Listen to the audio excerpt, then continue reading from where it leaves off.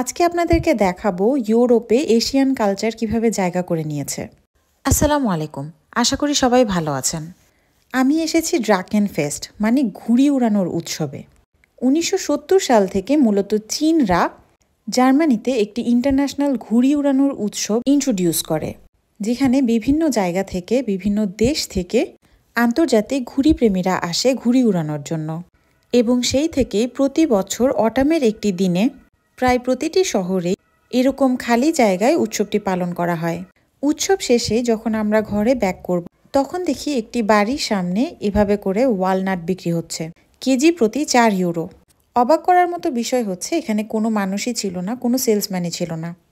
বিশ্বের সবচেয়ে সেফ কান্ট্রিগুলোর মধ্যে জার্মানি একটি।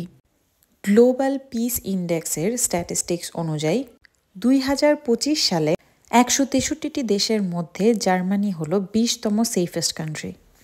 বড় শহরগুলোতে ক্রাইম একটু বেশি হলেও ছোট শহরগুলোতে তেমন নেই বললেই চলে। আজ এই পর্যন্তই। সবাই ভালো থাকবেন, সুস্থ থাকবেন। আল্লাহ হাফেজ।